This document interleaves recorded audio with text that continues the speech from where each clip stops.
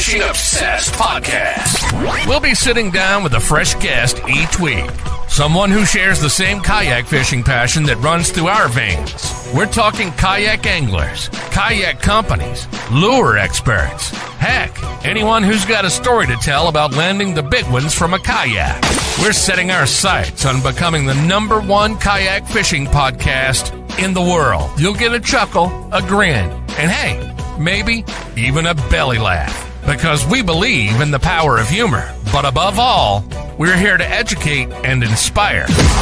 So, whether you're a seasoned kayak angler or just dipping your toes into this exhilarating world, join us on the Kayak Fishing Obsessed podcast. It's time to reel in adventure, camaraderie, and the joy of the catch.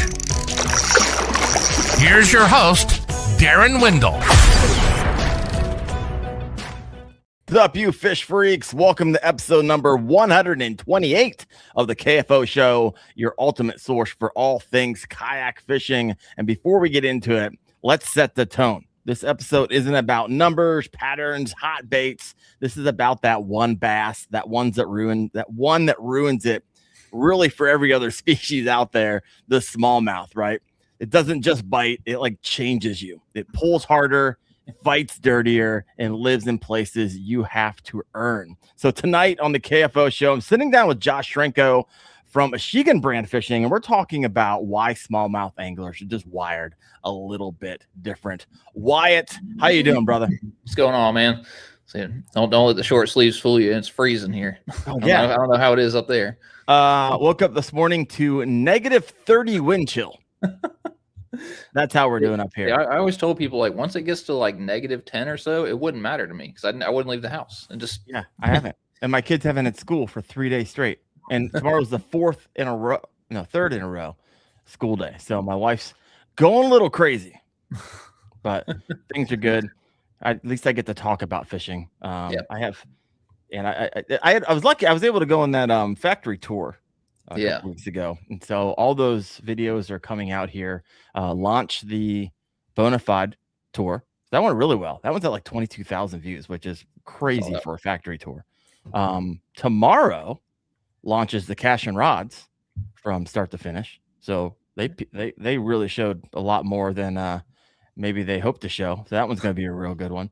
I'm editing the one from Humminbird, and I just finished up and sent over to Yak Attack theirs. So always got to send it over to them. Like, did I pick anything up in this video that might be proprietary that you don't want people knowing about? But it's going to be some bangers coming out from Wendell Fishing here a little bit. But you picking them up down there? You fishing any? Yep. So I'm going out tomorrow. So it was. I don't think it got above freezing until like 3 or 4 o'clock today. So I was in 20 mile-an-hour wind. So I kind of called it on today. But tomorrow I'll be out there. All right, I like it. I'm excited tonight. We've got Josh in the green room over here. But before we get started, of course, we have to thank the sponsor of the show, which I now just realized I don't have that up in the corner like I usually do. I was using this for shooting another video for K-Fast, and I took that down for a second. But the lure of the week coming out of that one is going to be this guy right here. This is going to be the Blitz Blade bait. What do you mean say put that away? You don't like it? That's a secret, not so secret bait around here. I love this thing. VMC hooks, no lead, solid one-piece design, perfect for casting, vertical jigging, man. And so the box, you guys never got one of these, actually came with 2 of them. So I lose them, obviously, because of how you fish them. Yeah. But this is one of the first baits that I'm throwing after ice off up here mid-March in Ohio. So thank you, Dark Horse Tackle, for replenishing my supply.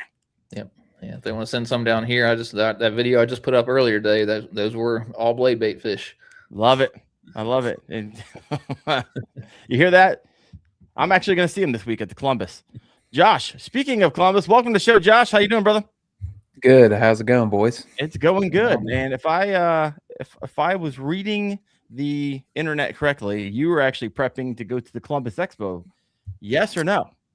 Yes. Yeah, I'm getting stuff packed up the last couple days, and yeah, trying to get prepped to go to the Columbus Expo. So pretty pumped about it. We went last year and dropped our first bait, and it went really well. So looking forward for the encore. So heck yeah. So I could imagine, because I'm watching I follow a bunch of companies. I've been there the last 2 years in a row. I'm going to be there again this year. Obviously, we'll stop by the booth. Yeah. I don't think I've ever actually met or talked to you before, and if it did, it was just briefly. But looking forward to stopping by. It's a deal getting prepped for that thing. Like I've been watching Raccoon Creek. They've been working on it like for a week. It's crazy. Yeah, it's a good show. We've done the East Tennessee show a couple times, and I really enjoyed that show. It's a great show. It's a little smaller, I'd say, than Columbus. Columbus is, I mean, we got a lot of our people in Ohio, man. I don't know what it is about that, like Dayton, Columbus area, but there's a bunch of river rats there, and yeah, we love interacting with them. A lot of guys that followed us from like the very beginning showed up, and yeah, we have a good time. So got the creek crawler over there. You got tackle talk over there. Yep, Andrew. Yep, Andrew. Hey, all that fun stuff. Oh man, I love it. Well, I look forward to checking out your booth. For those, and Wade, you're gonna have to help me over here because I'm not paying any attention at all to the comment section. So I'm just kind of in it to win it over here. But for those who aren't familiar yet, what is Achigan Brand Fishing, and what does the word Achigan actually mean to you? Like, where'd that come from? Because I don't know the story. You might have told it a million times, but I don't know it. Yeah, sure. So we pronounce it Achigan, but I mean, honestly, Achigan. There we go. That's the redneck version of a French word. So, we just pronounce it however we think it sounds the best.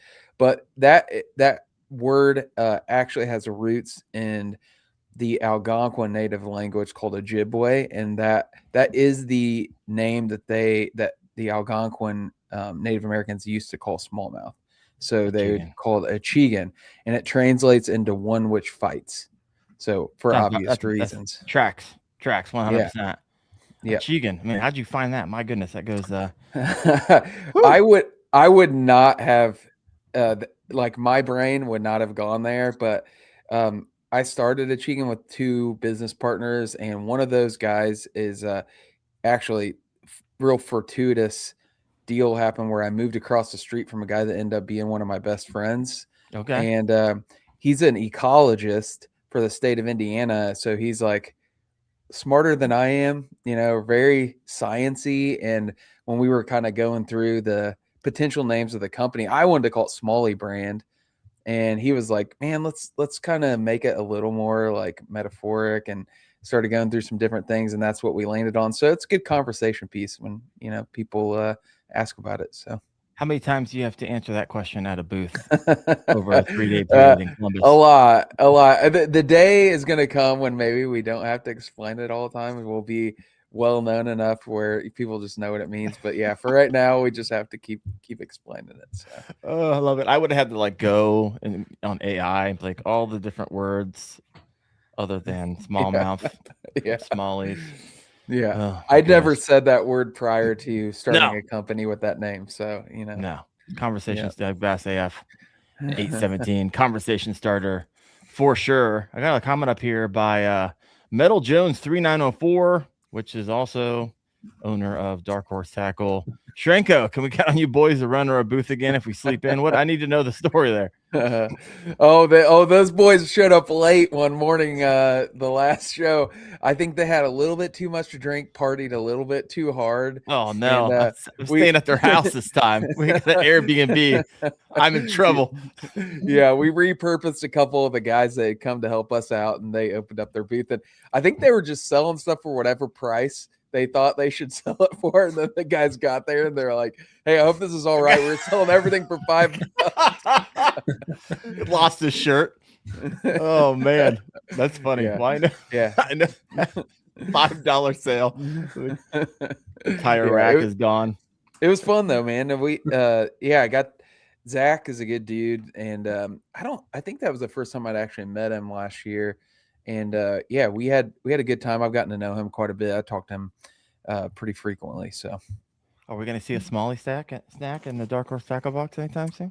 He's been pushing for it. So, come on. I think that's the plan. It's one of those things right now. It's hard to produce them fast enough to like make enough to sell, and because we're hand pouring each one in our office, and we all have full-time jobs. So it's a tough deal, but we got some manufacturing coming soon, so that's going to help us out a lot. So, hey, that's nice. All right, so got some questions over here. Full-time job. I like to kind of know the person. A lot of times what people do in the fishing world is just a side hustle, right? We do it because we love it. It's fun. What do you do for a living, and where are you guys located? Yeah, so we are based out of Greenwood, Indiana, which is just south of Indianapolis. So pretty. I used to live in Avon.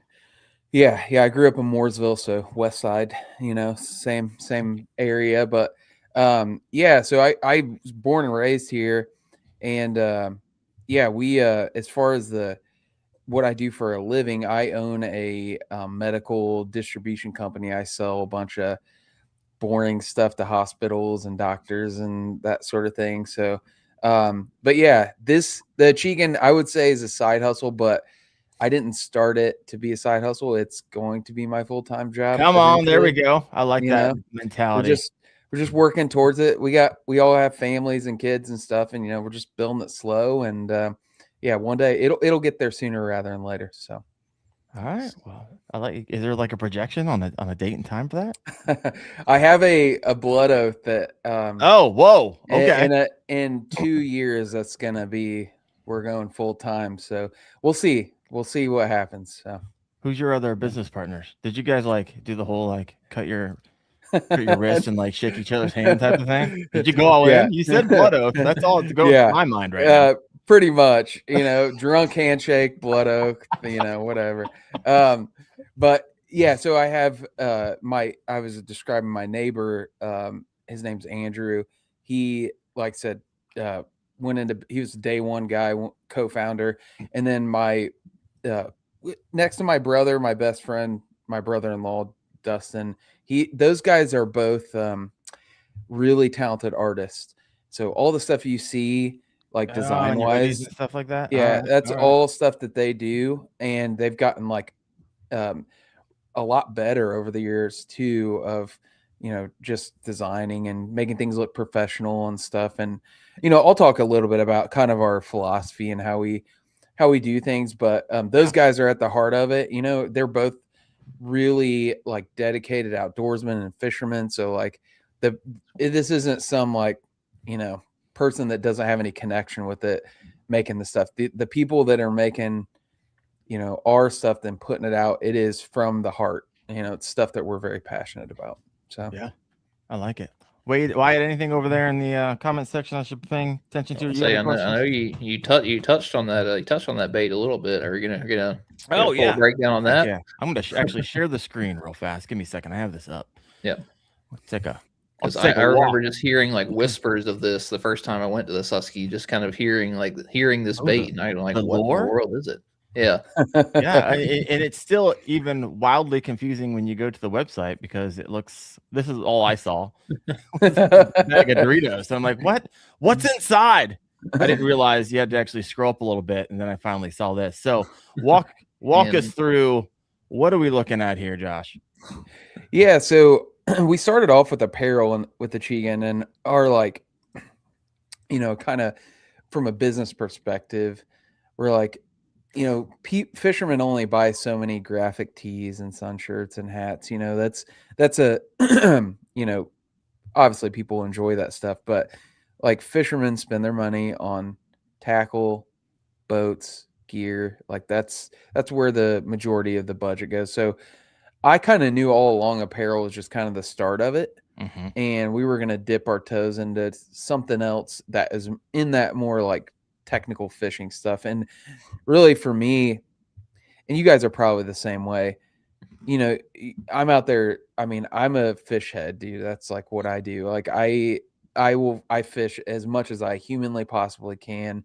And, for me, when I'm out there, I think of things and I'm like, oh, it'd be cool if you could make this, it's like a cross between this bait and that bait, or, some guys tackle craft. I've never been a huge tackle crafter, but I was kind of thinking about hey, I'm a big fluke guy. I throw flukes a lot. That's just one of my go-to presentations. And I throw it on a nose hook rig. If you guys have ever used a fluke like that, where you just basically hook it in the front part of the nose with I use a wacky style finesse hook on them, and the movement is superior to like a Texas rig, specifically because the hinge points at the front, and it really gives it a real erratic movement.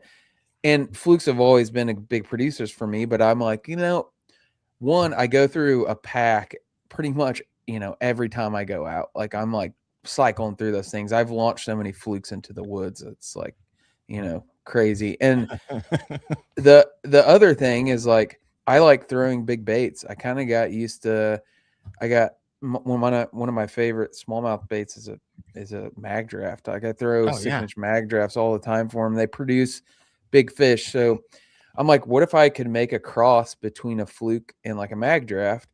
And so we started doing some experimenting and got in touch with some people that did 3D design, started getting some prototypes, and basically made a humongous fluke. It's as big of a mag draft, and it's, the design of a fluke, but it's made of silicone, which is, I would say silicone's more durable than like even like Elastec. Like it's pretty freaking durable.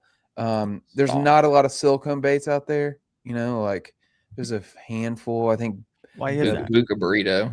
Buca Burrito is one. I have the nacho right here. But why is that? Any thoughts? Yeah, because the softness that it takes to make a bait, there is no like established mass manufacturing for silicone with that softness. That softness is, it's like, I mean, I have one right here. I have one just so you guys could see how stretchy that is. And it's really soft. That type of silicone is called platinum cure silicone, and it's a 2-part mixture. And where you get it from, we buy it from people who use it for like Hollywood masks.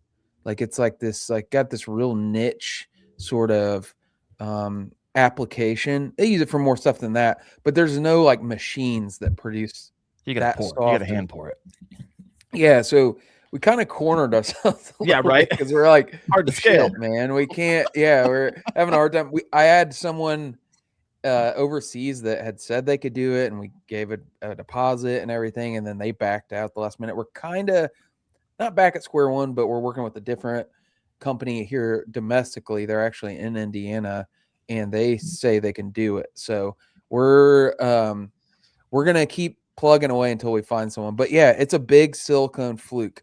That's the best way to kind of describe it. So that's it. And how'd you are there other companies out there that use this platinum? What do you call it? Platinum cure?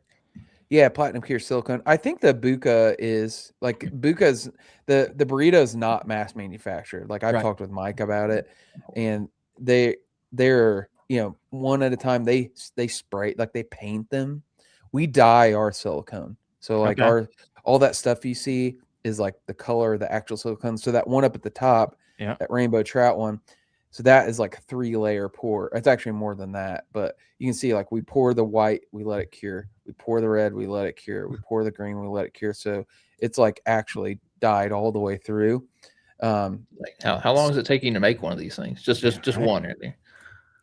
The mold. So like a single layer one, the stuff we have cures in about 2 hours.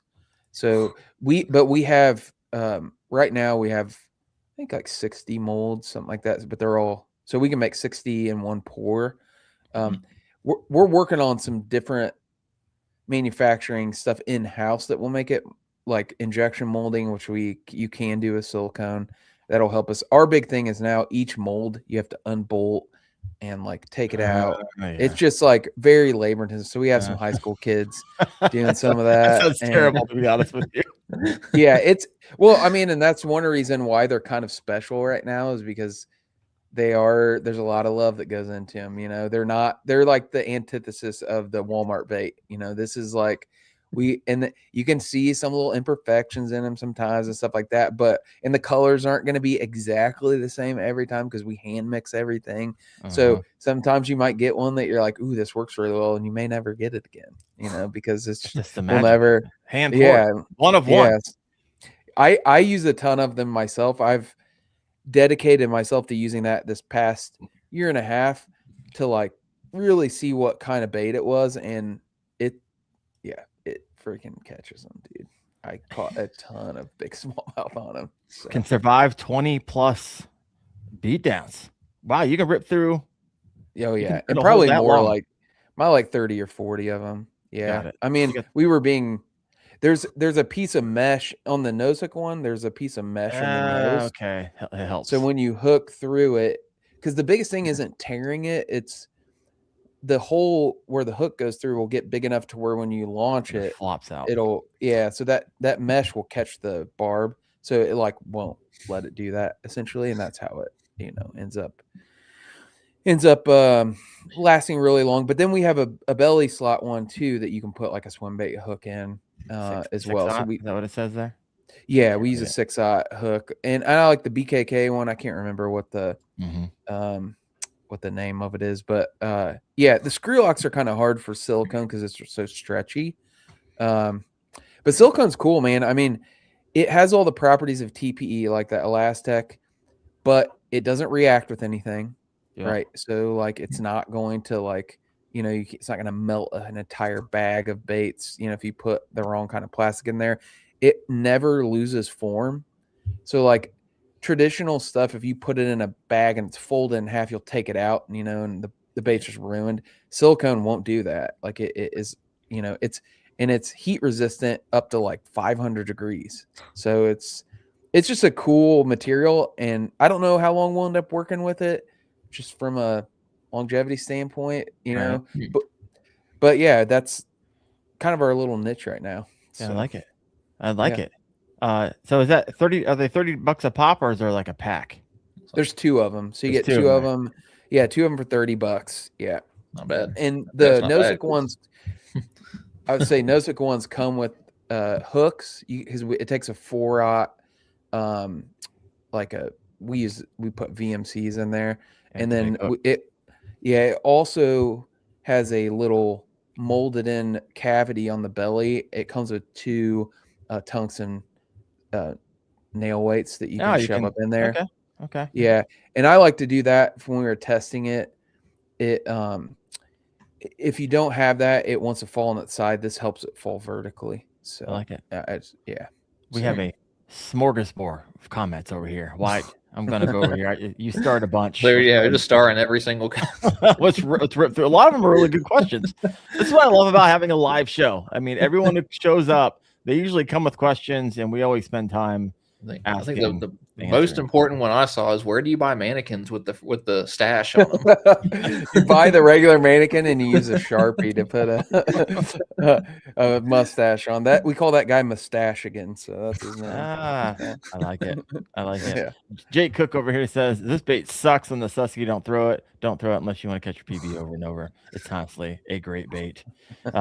Feather Outdoors, 5-inch mag draft freestyles, caught my biggest small jaw yet. I love it. Elise, that nose is so durable. Josh, what is your PB? I'm going to say it wrong. It's not Achigan. Achigan. Yeah. It's a hard CH. Yeah. That's all good. Personal best I caught in February of last year. So it was recent. Into winter. Yeah, 22 1/4 inch. That's where the quest for 23 comes from. Yeah. All that. When that one hit the net, that was the first smallmouth I had caught that I was like, maybe. I was like, maybe. I looked at my buddy Chris and I was like, dude, is this? And he's like, it might be, dude. It might be. So it was a different looking fish for sure. So I can only imagine. Of course, did you catch it on your munchie? No, we were dragging baits. I mean, it was like 35, 36 degree water. Okay. So yeah, I caught it on a little Goby Z. So if you guys ever use those, the Z-Man, they're like a tiny little, like, I think they're like 1.75 inch Goby swim bait. So I love the Gobius for mollies. My gosh, that thing destroys over here. Gobies are great. They're quite a bit bigger than the Goby Zs. but that little goby Z is good for like super finesse. Like if you're just like, I mean, you catch them in the wintertime like that, they have mud under their bellies a lot of times. So you're just like really coaxing them into biting. So. Wow. That's wild. Michael Bradley had a question over here. You might have answered. Is it buoyant or does it sink? Silicone sinks, but like not slow sink. Yeah, definitely slow sink. I like to sink a little bit faster than it does naturally. That's why we have that little tungsten weight in it. So it helps center the bait and it helps it sink a little bit faster. But it sinks probably similar to like a fluke, you know. So, okay. Solid. Yeah. Why? You see anything over there in the comment section I missed? I was about to say those are kind of those are steal for $30 for two of them with hooks and weights and everything. It's like I know the only silicone thing I have to compare it to is the burrito and stuff like that, and those things are $45 for one. Swim baits are crazy, dude. Those guys are wild. So like, yeah. what are you fishing that thing on normally? As far as like rod and reel. Yeah, that was one of the questions. Yeah, it was. Yeah, so I have a couple different setups. For the nose hook one, I do like to use spinning gear just because I like to skip them a lot, and that's the most effective way to skip it. But it's a big bait, so I got a setup specifically for that, and I have a 7.2 medium heavy X Pride on a 3000 Vanford. So that's like my power spinning setup. So yeah, I throw it on that, and then I'll throw it on like a medium heavy 7-foot casting, just medium on the belly slot one. So it's nothing crazy, just kind of a general purpose thing. So yeah. What's your most, like, what's the color everyone keeps coming back for? People are like wearing out. They're wearing out. Not that Bass is going to Susky this year or anything, but yeah, you guys will love the name of this color. Our most popular color is called Gizzard. So jeez, you can imagine what, it's like a translucent white color. Yeah. So that's it. So yeah, we sell a ton of those. We'll have a bunch of those at Columbus too. So will you sell out of them? You've done enough of these shows to know that either you made enough or you're like, hey, I came up short and I just know there's going to be wiped out. Because this show in Columbus is absolutely nuts, by the way. If you guys haven't been to Columbus on Saturday, it's insanity. Like you can barely walk through the aisles. It's that many people. I hope we do well, man. I mean, I don't go into it with any expectations. I go there just to have fun, talk to people. If we sell a bunch of stuff, great. I like more than anything just meeting the people that I see on social media. I mean, I love social media, but I also hate it because it's like fake relationships. You like feel like you're friends with somebody, but you're like, yeah, I've never actually met them. So those shows get you a chance to like actually meet people. That's one reason that's really one of the only reasons I fish tournaments, because you just get to meet, the people that you have like-mindedness with. So yeah, I like it.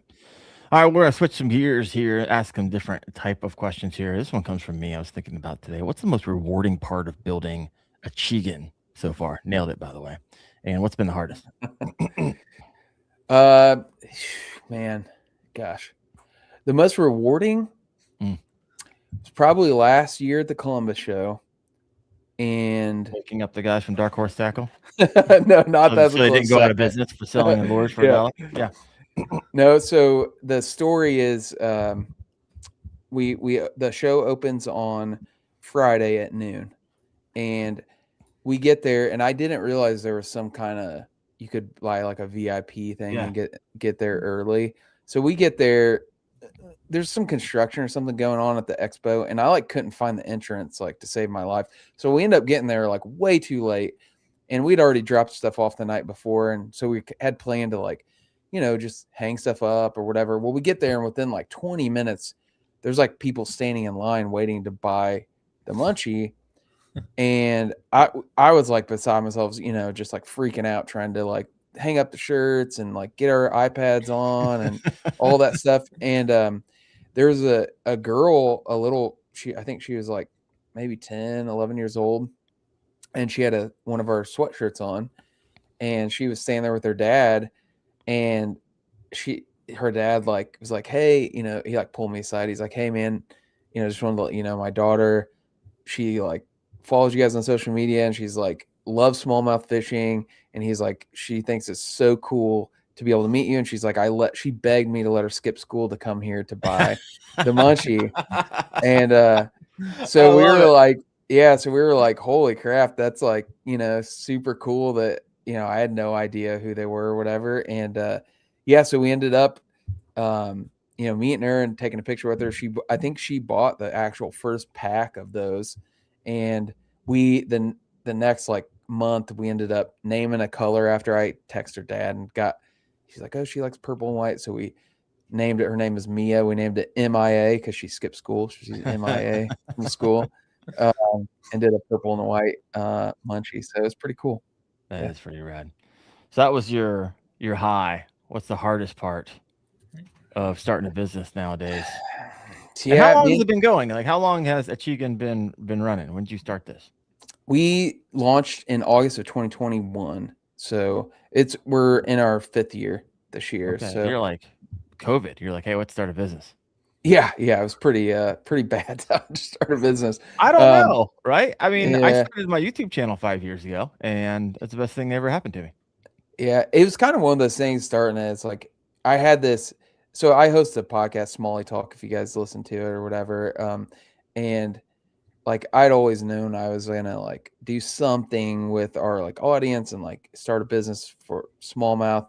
And I was kind of like, dude, I just turned 40 and I'm like, I'm not getting any younger. If I'm going to do something like this, I'm just going to do it, and if it fails, so what, and that's kind of the like mentality I have in life anyways. Just like, hey, just go for it. And, but yeah, as far as like the low, I don't know, man. I mean, probably just the grind, just like people don't realize like when you are doing something like this, I mean, you guys know, like as content creators, the amount of time and effort you put into doing this stuff is like when nobody's looking at you is like an ungodly amount, and you have, wives and kids and stuff that are like making sacrifices so you can do this stuff. And I mean, I haven't paid myself a dime from Achigan, just so you guys know, like we're rolling everything back in the business. So this isn't the thing for me is like build it up to where I can, comfortably pay myself. So I would say just like the countless hours, just being in the office, like, pouring baits at 1 o'clock in the morning and packaging stuff. And like, that's the tough part of it. But it's also enjoyable because you're doing it for yourself. So yeah, no, I hear you. And that was the moment it flipped for me. I was 38. No, yeah, I was 38. I was like, you know what? I've gone all in and made, nonprofits a ton of money. I was like, I have to at least go in all in Darren Wendell once in my life or I'm going to regret it. I know I will. Yeah. So I was like, you know what? Put together the plan. Like then you start talking like you're talking, Josh. It's like, it's going to happen. I'm planning for it. It's not if, it's just when I'm going to pull that trigger. And so it's one of those, when I hear people talking like that, I know they're going to actually do it. Not if I can, build up a nest egg or if I can do this or if they're like, yeah, it's going to happen. It's going to happen in 2 years. Sometimes sooner, sometimes later, but I can tell. I've been talking, had a lot of these conversations over the years. So congratulations on your future success there. When someone, and this kind of goes back to your philosophy question that you kind of talked about with your team. But when someone wears Achigan like gear, what do you hope it says about them as an angler? Dude, I mean, honestly, I just hope that, they think it's cool. So I, hope that they wear it with pride. But I think the people that wear Achigan at this point, because we don't do any advertising and the people that hear about us is all through word of mouth, I think they love smallmouth fishing. And like that, it's kind of like that badge of honor. You like see somebody with one of those, you're like, hey, yeah, you're a smallmouth guy. That's which is the same difference when the kayak community is, which I'm obviously into kayak fishing as well. And like that is like when you see somebody with the KBF stickers, Yep. you know, or a Hobie on the top of their truck or something, you know, you're just like, hey, you know, and because you don't see it every day. This isn't something you like see every day. So when you see it, it's cool. It's like, hey, that's one of my people. So Yep. No, I like it. I like it a lot. Do you think smallmouth anglers tend to be wired a little bit differently than largemouth anglers? Because like a lot of times finding a smallmouth, like I said it in the monologue, I feel like you have to earn it a little bit more, right? It's a little extra work a lot of times to get on the smallmouth bite. You got to go to the river. You got to plan. You got to do the float. You got to find another person, or you got to motor up, and it just takes. I feel like versus just going to the lake, dropping your kayak in, you can cast within seconds. So yeah, I mean, I grew up largemouth fishing, so like I have an appreciation for. I mean, all this stuff when I joke about throwing largemouth up on the bank and stuff, obviously that's like tongue in cheek. I don't actually think that, but you know, I love fishing in general. I mean, honestly, I mean, I'll catch a bluegill. Like I just like the one being out there, and two, I just like fishing, you know, whatever. But smallmouth are for me are like this. There's just something about them, man, and I don't know what it is. Like it is the fight, you know, that is a lot of it. A lot of it's where they're found at. I'm a river guy because we don't really have smallmouth lakes in Indiana, right, and like I tend to fish more rivers, and that to me is like that's kind of where kayaks should be. You know, it's like you kind of need a kayak to get on the river. But I mean, that traditional smallmouth fishing is usually done in 40 foot of water. So it's like, it's not, you know, it's not necessarily just that. I don't know, man. They're just a cool fish. They're native. They're native to the Mississippi River. So you all right there, bud? Gosh, sorry, everyone's got to listen to me choking over here. Go down the wrong pipe. My eyes are watering. Wow, that was. Yeah, something. I mean, I don't know what it is, man. It's just like smallmouth are like they're a native fish, and like when you catch them in a river, like those things have been there for thousands of years. Like it's just a cool. It's like a connection to nature to me, and they just look cool. I mean, if you get one that's all spotted up and stuff, I mean, they just. You know, don't get me wrong. I've caught some largemouth that are super pretty and you know have like real distinct markings, but yeah, man, I don't know. I have some kind of like and this is gonna sound kooky, but I have some kind of like spiritual universe connection to smallmouth because I have some like weird stuff that's happening to me small. I caught an orange smallmouth. I don't know if you guys have seen that. I went ultra viral. I think it was like 3 years ago. I caught like Titan Gold largemouth, right? It looked like it was a xanthistic smallmouth, and it looked like a goldfish on this podcast. No big words. It had down for us. It's a 1 in a million smallmouth. So wow. I mean, it's a 1 in a million smallmouth that I caught, and yeah, it was crazy looking. I don't know, man. I just fell in love with smallmouth like as an like really young adult, and I've been obsessed with it ever since. And yeah, man, there's something about them. I don't know. So fun fact, fun story. I actually know where there's a golden bass. Like I saw it, and it's in a small pond in an area which actually a lot of people fish, but I saw the stupid thing and it wouldn't bite. And I tried, hard to miss. Yeah, right. It's like, oh my gosh, he came up and he went right back down. You got to be kidding me. It's not that big a pond. If I could catch that thing, that would be, like you said, once in a lifetime. Probably won't do it again. We have 60 live. If you have not yet done so, please hit that like button. Of course, we are streaming on Facebook and 6 different YouTube channels and Instagram and all over the place. So I maxed out the amount of places I actually can send this thing. So if you got a question for Josh or got a question for Wyatt, go ahead and throw that in the comment section. We got Chad who over here said Darren saw a koi and thinks it was a golden bass. Oh my gosh, dude! I tell you what, that smallmouth was like it was. I wish you could probably pull up just by like Googling my name because it was in Outdoor Life. It was in all kinds of magazines and stuff. Yeah, but I'm like shocked that it lived to be. It was like 14 inches. I was like, dude, how in the world? There's muskie in this river. I was like, how did this fish like survive that long? Shows you how scrappy smallmouth are. So I think it's a badass smallmouth if it lived to be that long, you know. You got them in the river. Love it. Yeah. I gotta go find that now. I wish I would have known. I should have brought it. I guess I should have did better research before I had you on the show. It was on the Muskegon River in Michigan. So yeah. Really? I love it. Chat says it's more than 1 in a million. It's literally probably closer to like 1 in 100 million. That's crazy. Likely won't do it again in your lifetime. So on a buzzbait. Really came up, nailed it. I mean, first fish of the day, too. You just go home. Just go home after that, right? It was crazy. I was with my brother. We were staying in a house with our family on the river, and it was in my jet boat. I like went out and like it wasn't first cast, but first fish came up and ate it, and I was like, "What the hell was that?" I was like, I was thinking it was some kind of trout or something because there's it's connected to Lake Michigan, so like there's all kinds of lake run fish in there, and I was like, "Oh, this is some kind of trout that I don't know about." And I get up and I was like, "Holy shit, this is a smallmouth!" Crazy, but yeah. Well, congratulations. That is life goal, right, Wyatt? Yeah, that's wild.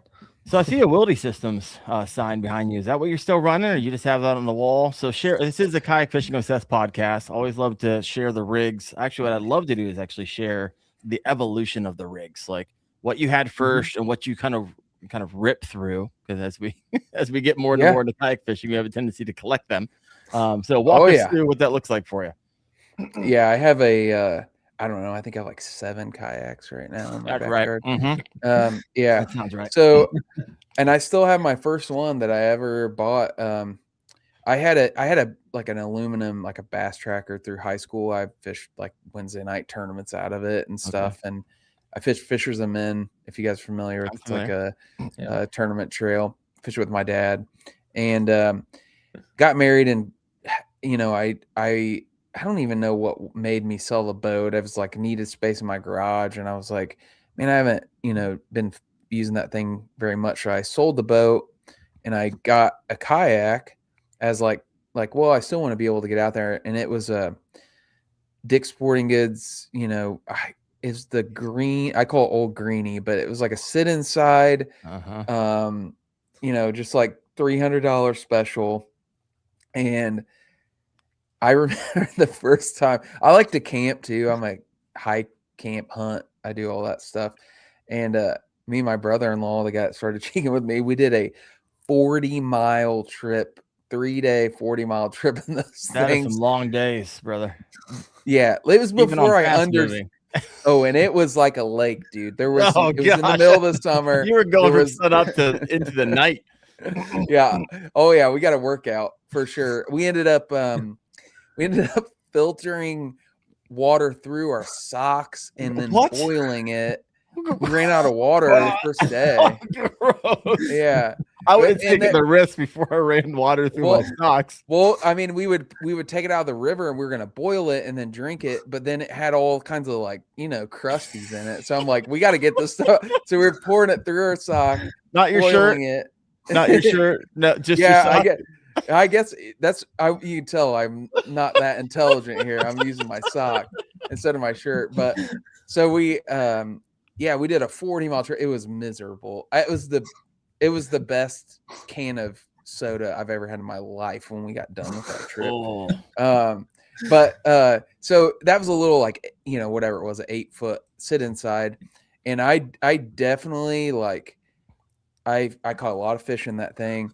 But then I was, pretty quick. I was like, I need to get something real. And this is right when fishing kayaks were kind of starting to come around, where it was actually purpose built fishing kayaks. And the first one I have is a Jackson Cuda 12. Okay. So you still have that? I don't have that. I got rid of that. But that, I camped and stuff and had huge hatches, and I was like, oh, this is going to be awesome. And then you figure out, you can't stand up in that thing. That thing is not a stand-up friendly kayak. So I think I went from that to the Wilderness Systems Ride 115, which I still have that. I love that kayak. It's a sick kayak. And I had that. I had a feel free for a while. Like I can't remember what the model it is. I had the seat that ratcheted up and down. It was a cool kayak. And then I got on the Wilderness Systems team. So I was on that team I think I'm still like an ambassador or something, but I was like, yeah, no joke. Yeah, but that was back when they give you like a free boat every year, and then you get like 3 other ones at cost and sell them. Like it was a pretty good deal. Yeah, and that sounds a good deal. Yeah, so I cycled through a bunch. I still have the TAC 120. I liked that boat. It was a nice boat. I didn't really get into the motorized thing because I fish rivers and I didn't really see a lot of. And back then, torpedoes were what, $3-4 grand, and lithiums were really expensive, and sure. So I ended up getting into inflatables because I'm buddies with Jeff Little. Yep. And Jeff's like, he's all about those Mr. Inflatable, man. Yeah. You don't even fish anything other inflatables now. I tell you what, dude, I got that Hobie iTrek. Dude, I've caught. Is that the new one they came out with? I've had this one for years now. Okay, never mind. It was the one that came out before the one that they have now. Yeah. Well, they they had an original one that was different, and I got the one that was like teal and neon yellow and gray. That one, dude, I have probably 30 patches on it. Like I've beat the absolute crap out of that thing. 30? You're running it through. Oh, well, you know how those things that boat, it's Achilles heel is it's just thin. Like it doesn't they didn't do a great job making it thick, but fish fins will puncture it. Like small, like you I've won't heard even catfish notice them. fins puncturing it, but no, it was so thin that smallmouth were puncturing it. All right. Yeah, so like if you let it, I've learned you can't let the fish flop on your deck. Like you just can't do it. Which in a tournament, it's kind of hard to do. Sure. But that's a different story. But yeah, I got into that, man. I still use that all the time because it weighs 30 pounds and it has the Hobie drive on it. And it's like, dude, I have a 4-runner. I can just throw it on top of that thing and put a couple straps on it. And I fished a ton of tournaments at it. I did get into the motorized game. I currently use an Osprey 1436, the Innovative Sportsman inflatable. And that thing for rivers is pretty sick. Like it's nice. So yeah, that's what I'm doing right now. And motors, you guys know, they changed the game. You can, just do a whole bunch of, it opens up a whole new thing for you. I love it. You don't have to actually before, if you wanted to do a river float, you have to have 2 people with motors. You're like, I don't need anybody. I'm just going to go take my torpedo, run up river, and then float back down. So I'm looking forward to that this upcoming season. So you don't run any hard plastic. You're just inflatable right now on the river. Yeah, I probably won't ever go back, honestly. Like if I was fishing lakes, I'd probably just buy a boat if I was going to fish a huge lake. Because I do want to get into the Great Lakes a little bit, start doing some more of that. But rivers wise, dude, an inflatable, I don't see any point in going back. The way they sit on top of the water and current, really the biggest deal is like current can't grab the hull. Like when you're in a plastic boat, you have a keel, and if you get in sideways in any current, it just wants to rip you sideways downstream. An inflatable, you can turn sideways and the current just goes underneath of it. So it's just so much more maneuverable and current. And man, that's a cheat code, honestly. So, all right. Well, guys, if you have a question for Josh or Wyatt or myself, go and throw that down in the comment section. We're still running 50 to 60 live right now. And I have some people coming in from Australia earlier. I think we have a bot from Japan, just throwing every brand known imaginable coming out of Japan. So I'm not going to pay attention to that. Just let them continue doing what they do, I guess. Comments here for it.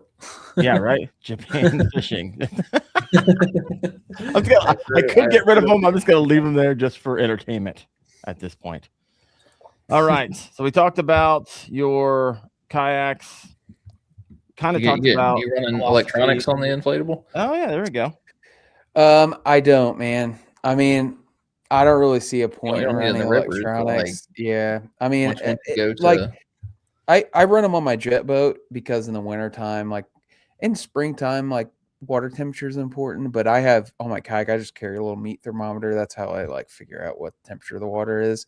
I use side scan some on my jet, but it's not like, I don't know, like when I'm winter fishing, it does help some, but like the problem with the rivers I fish, there's so much gravel on the bottom. It's really hard to tell like what's a fish and what's a rock down there. And I feel like live scope would probably do well in those scenarios. And I probably will start dabbling in that. It'd only be in the wintertime. But yeah, that's what I love about river fishing though, is just pretty instinctual. It's kind of a level playing field because you can't go get them out and go scope them deep. You're pretty much like, you have to fish for them like, like shallow, like everybody else would. So yeah. We've got a couple questions here. Head over here. We got 2 of them. Yep. Josh, what's the number 1 thing you target on the river? Beaver dams, laydowns, foam, schemes, eddies, shoals. What are we looking at here? The back part of the pool is a secret. All of them. Yeah, right. I would say that so the 2 things in rivers that matter the most are current and substrate. And if you can figure out where those fish are related to current and substrate, and it changes throughout the seasons, it's like you want different types of current and different types of substrate depending on when you're fishing. But yeah, peel back the onion for us on that. What's that? Substrate. Peel back the onion, like for those. Yeah, just like the bottom. Like, what does the bottom look like? Like, if there's a bunch of gravel, and then it changes over to more like a chunk rock where crawfish, can get up under. Like, that's where those fish will be. And like a lot of the rivers I fish will have like a lot of silted in areas where there's like agriculture and stuff. And then you'll find some like good looking rock bottom. Like that's like what you go fish for. What I like to fish for is I like to fish current. Like that's like where it's the most fun, or you're fishing like whitewater type stuff. But yeah, I mean, I target wherever the fish are, and that does change quite a bit. I mean, river fish migrate pretty far. Like you'll find them in completely different places depending on whether it's spring, summer, fall. So fall and winter are most predictable for sure. You can usually figure out. We'll start breaking it down for us a little bit. We're all coming up to ice off here in the spring, March, April. What should we be expecting? What should we be looking out for? How do they act differently for you, in your opinion? What's going on there? Yeah, springtime is pre-spawn's my favorite, like just because you're coming out of this freaking weather that we got right now, and it's like seasonal depression, and you just want to, catch a fish. And but I mean, those fish, you kind of look at it, it's the opposite of fall. So fall, they're feeding up because they're getting ready to winter up, and they're getting ready to, basically hunker down for the whole season. So they have to get fat to survive the winter. Spring, they're coming out of that. They're depleted because they haven't, used a lot of their, they've used a lot of their reserves up, and they got to spawn. So that's a really like labor intensive, energy intensive thing for them. So that's when, they start feeding up in the pre-spawn. That's what they're doing. And as far as like where you find them, I mean, they're in winter holes right now, which is, the way to describe a winter hole in a river is just like a place of refuge from current. They want to expend the least amount of energy as possible. So they're going to be in deeper, slower areas where when the river gets blown out, they have somewhere to go that's like protection. So like right now, a lot of our rivers are low, so they kind of spread out, but they'll be like in the middle of these pools and stuff. And then whenever springtime hits, if you know where those winter spots are at, they start to move out to the outer edges of them, you have like a push water, and then you have the bottom of the pool where the current starts to pick up. You can catch them on a jerk bait for, a week or two in those areas. And then they start going towards spawning areas, which that's where you can, in the spring, you can target them by in between somewhere, a winter hole and a spawning area. And then also like finding like warmer water. So they're looking for a little bit warmer water. And a lot of times that's creek mouths. It's a really good place to go search for them in the spring. So if you have any tributaries that dump in, like fish the mouth of them with a jerk bait, and you can catch fish doing that. And then from there, man, they really like springtime. You can kind of catch them anywhere, but it is going to be more in that, like, you're not going to get super fast water. You're not going to find them in like the raging stuff. That's the summertime thing. But like kind of the intermediate flow and close to spawning areas, and they'll get closer and closer to the spawning areas the closer it gets to when they spawn. So yeah. Oh man, I like it. Wyatt, any thoughts there? I've got so little experience with these river smallmouth and everything. We're back to back weeks spawn here. We're back to back weeks because they spawn in colder water than largemouth do, right? That's my understanding. Is that correct? Yeah. I think they, I think it depends on what part of the country you're in. Midwest, I feel like it's pretty much like it is like in the middle. Because I fish for them everywhere. Like my favorite place to fish for smallmouth is like up north, Wisconsin, Minnesota, Michigan. Like that's like smallmouth mecca to me, and they spawn later up there. Here they spawn usually like late April, early May, and that's somewhere in the like mid to high 50s. That's when you start getting that 57, 58 degree water. They'll start moving on. You'll see them move on beds. But a lot of that just depends on around here. It's like the springtime's so volatile, you'll get flooding. So you get high water scenarios that'll push them off beds, or a cold front will come through. You guys know how that goes. It'll be like 30 degrees out for like 3 or 4 days. That'll push them off beds, and then it'll warm up and they come back on. So sometime in that, that like mid to high 50s to low 60s, that's like spawn. But there's different, usually multiple waves of spawn. The big fish will spawn first. So big fish are always the ones that'll move first. So you'll, go out there and, when you think they're not on the beds, I've seen huge fish on the beds, like when they're not supposed to be there. Like, oh yeah, it's like the end of March and I'm seeing bedding activity. Well, it's that first wave of fish, and then you have a second and third waves depending on flooding and stuff. But yeah, it's a fun time. I'm not a huge bed guy. I've caught plenty of smallmouth off beds, so sure. I'm not ashamed to do it. You're just not targeting that. Yeah, it is like taking candy from a baby, and it's like at some point you're like, yeah, I feel kind of bad doing this. It's not largemouths. They're like stingy on their bed. You got to throw at them for hours sometimes before you'll get them to hit, and even sometimes they won't. On a bed, they just won't eat. Smallmouth, you put a net rig on their bed, and they'll eat it pretty fast. Like there's not much challenge to it. So, I like it. Thanks to Stinky River Tom, became a member tonight of the Wendell Fishing channel. Thank you guys. Just helping the dream stay alive just a little bit longer. It does cost a bunch of money to keep these stream yards and all this stuff rocking and rolling. So thank you for your support. Stinky River Tom, interested in that, head over to, I think you can do it on YouTube. You can come, there's like 4 different members, offer a bunch of different things, early access and some stuff. So thank you, Stinky River. All right. Here's a question I have for you. I know you're friends with Jeff Little. I know Jeff's stance on a lot of safety stuff. I, myself, and Chad Hoover are getting ready, really close to launching kayak fishing advanced safety training. We're going to have a basic certification and advanced certification. And then we're going to have actually Jeff Little teaching our river safety course because he's the man.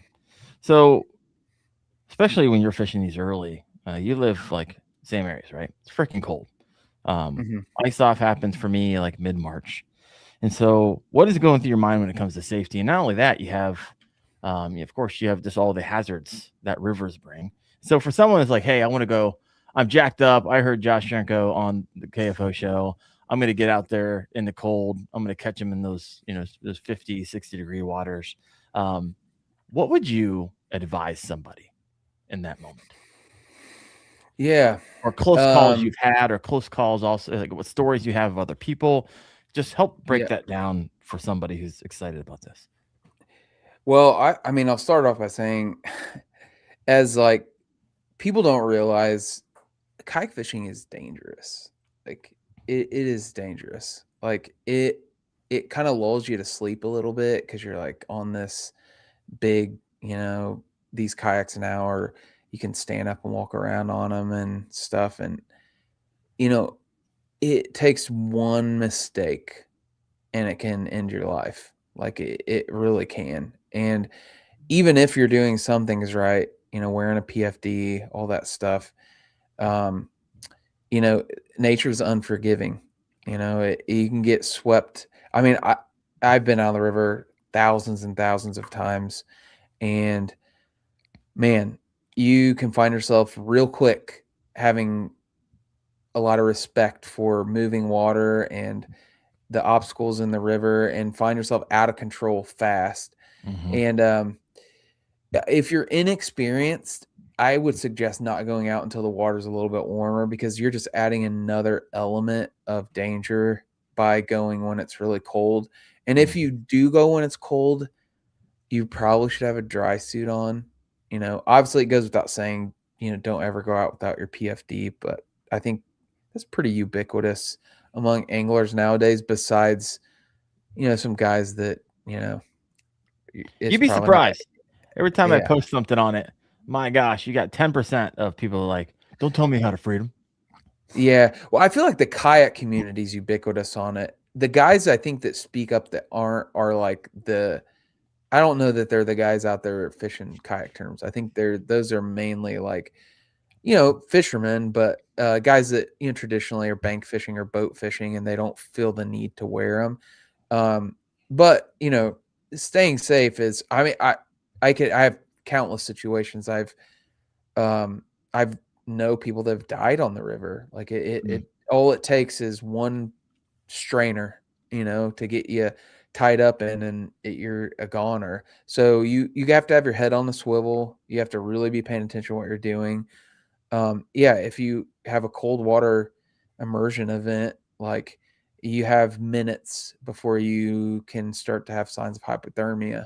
And that's like really, really important that for me, I don't have a dry suit. I have like a dry top and waders, and I try to practice safety with that. I also don't got my kayak a ton in the wintertime. I typically am out my jet boat more, but I always have a dry bag with dry clothes, some kindling, a lighter, like a way to start a fire real quick, especially if I'm out like far away from my vehicle. Like you can get into a bad situation really fast. So practicing safety it's a thing that I think, like, when I was young, I thought I was invincible. Yeah, 100%. I'm not, nothing is gonna happen to me, but like, I've seen it happen. I've seen it take a turn. I've seen friends, family. I mean, I had to me and my brother rescued a lady that was caught in a strainer from Yeah. Tell us, it was a couple stories. Yeah. So this one was these ladies. We're gonna call them senior citizens. They had no business being out on this river, but they were on like a tube, like the like float tube, inner tube things, and there's like 4 of them in it, and they got swept over into this tree that, dude, it was sketchy. Like the lady was clinging on to a branch, and it was like it was bad. And I ended up like jamming my kayak up in this tree and like climbing out on this like sheer embankment. I mean, it was washed out. It was straight up. So there's really nowhere to walk. So I was like climbing out on this tree, and my brother's a firefighter, kind of has a little bit of that rescue mentality in them. And we ended up teaming up and getting this lady out of there. And she was like, she's in rough shape, man. She couldn't walk. Like it was pretty bad. But I mean, it doesn't, like, as far as stories go, yeah. I mean, I've gotten sucked into strainers multiple times and flipped my kayak upside down. And it's like, you're fishing, so you're multitasking. You're looking around, you're turned backwards, you're fishing, upstream and stuff. And then next thing you turn around, it's like, bam, there's a tree right there. And you're just like, get into it. Not to mention, we all have thousands of dollars in gear in our kayaks. So we're like, that's the first thing I think of. I'm like, oh my God, that rod's $300. I can see it sinking down the bottom of the river. So like, that, practically speaking, you don't want to lose a bunch of money. But yeah, I mean, it's like I said, it's especially on a river, man. You got the current is this added variable that's just, you're on a conveyor belt, and if you're not watching where you're going, man, you'll just get pushed into whatever the river decides to push you into. So it is wild how fast it happens. I was fishing with a guy down the Mad River in Ohio, having a good time, and a tree had recently fallen down. It V'd, and so the water was all pushed over to maybe a quarter of the river, and it was going over one of the V's, so I can get through there on my Sun Dolphin. But he came through, and I was like, I thought he was just going to go the same route I did, and I turned around and looked at it, and I turned around right at the moment where he was starting to turn. He missed it, and he started to turn sideways, and it started to suck him down, and then it pinned his kayak against it. And luckily, he was able to get out. But I was like, my goodness, the wrong person, even with a PFD on, that pressure could have easily pinned him under, right? And people underestimate the force of just what 3 or 4 feet of water can do when you're forcing it through a small area. And so it is wild. Oh yeah. I've been in situations where I've like had get my kayak get sideways, and I'm like trying to hold it, and like the force of the river's pushing it. I'm like, it's amazing how strong that is. Like, it's like, you can't overpower it, by the way. If you think you can't. No, there's not. Yeah. It's a really quick reality check. You're just like, yeah, this thing will absolutely just manhandle you and put you wherever it wants you. So couple last questions here. We're going to land this plane 63 live. Hit that like button if you have not yet done so. We're going to get a bit tactical here in a second, but what are the Smalley games? I saw this up on the website.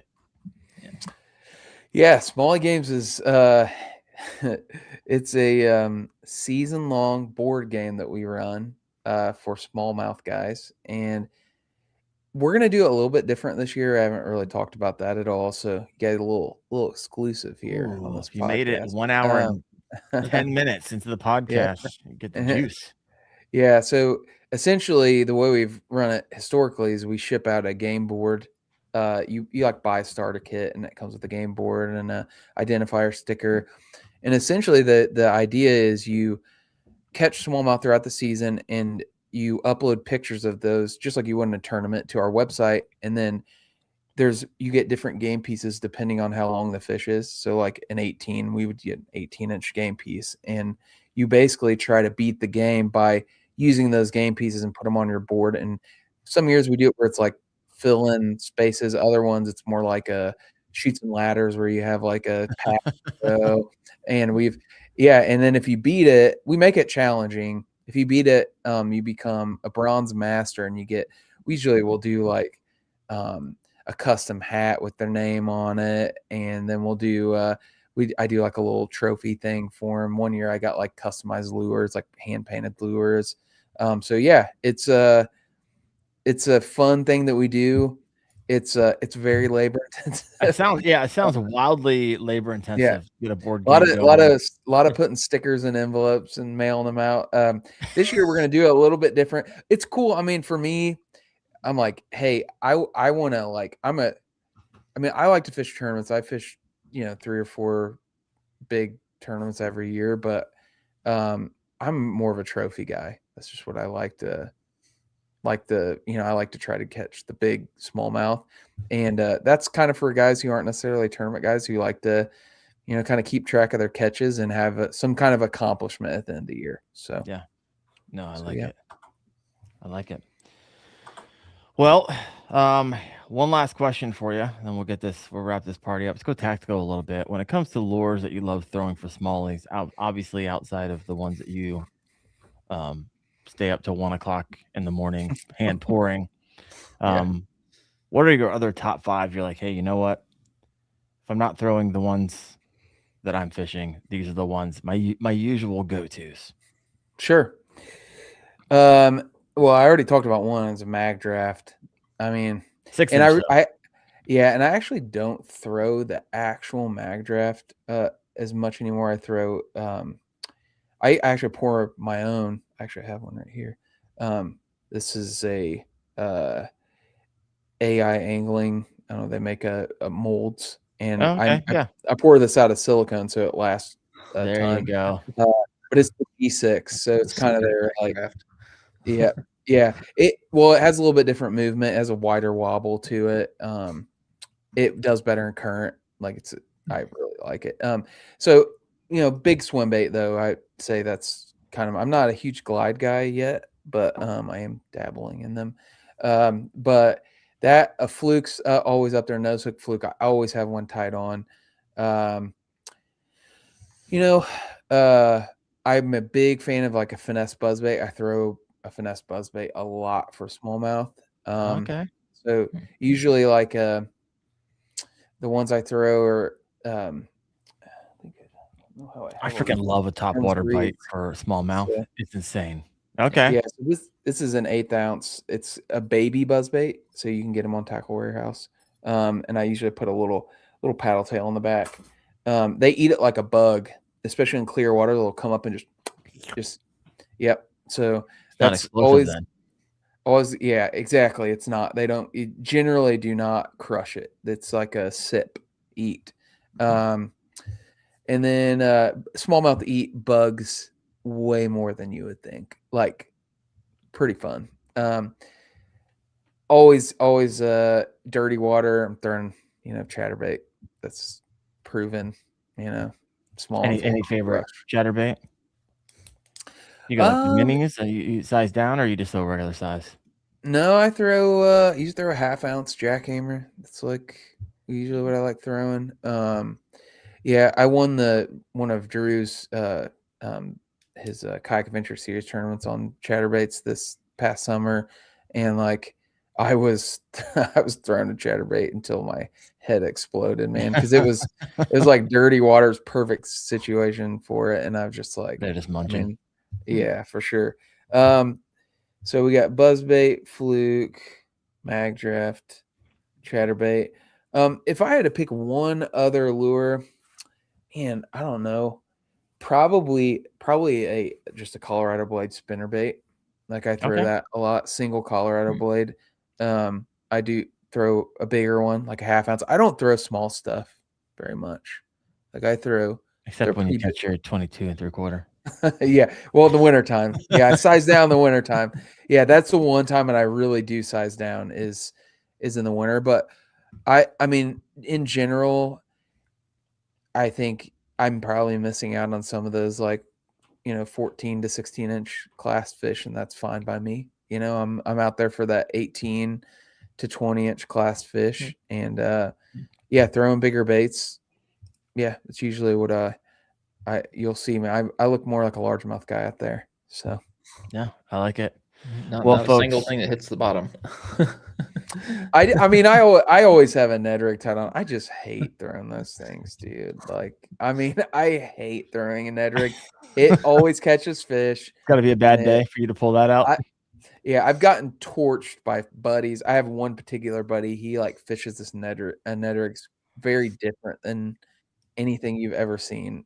I've never seen anybody fish it like this, and it only really does like this in the spring, like early spring. But he absolutely kicks my ass in the spring with this, and I refuse to do it. I'm like, dude, I'm not throwing that thing. But especially if you're sight fishing, if you end up in a situation in the summertime where it's like really clear and you'll like see smallmouth, a Ned rig, you know, and I say Ned rig, I usually throw some variation of it on that type of head. You know, that you can get them to eat with that more reliably than other things. So don't you're not fooling anybody, Josh. We know you're creating platinum cure Ned rigs for your buddy, and you got him in your backpack. Yeah. Everybody knows. Well, my friend, I know you gotta probably keep on packing and hand pouring some munchies for the upcoming Columbus. Look forward to meeting you down there. I can only imagine you're gonna lose your breath, lose your voice by the end of 3 days of explaining how to, 1, pronounce Achigan, and 2, tell that story 75,000 times over and over again. I'll be praying for you, but we'll stop by the booth. We'll do a little video action. You'll be a part of my compilation, hopefully. And cool, thank you for your time, man. Appreciate you. Yeah, thanks for having me on, guys. It was a pleasure speaking with you. And yeah, man, we'll connect. I'll buy you a beer in Columbus. So there we go. I like it. I like it a lot. So special thanks once again to the sponsor of the show, Dark Horse Tackle, which I look forward to spending a little time with this upcoming weekend as well. Wyatt, any parting words? I know this is like outside of your so far skill set. We'll bring it back to largemouth. We were like back to back. Last week we talked about it. This week we talked about it. But yeah, it'll be good. All right, folks, you guys have a fantastic week. We'll see you next Tuesday night at 8:30 p.m. Eastern on the Kayak Fishing Obsessed podcast. See you later.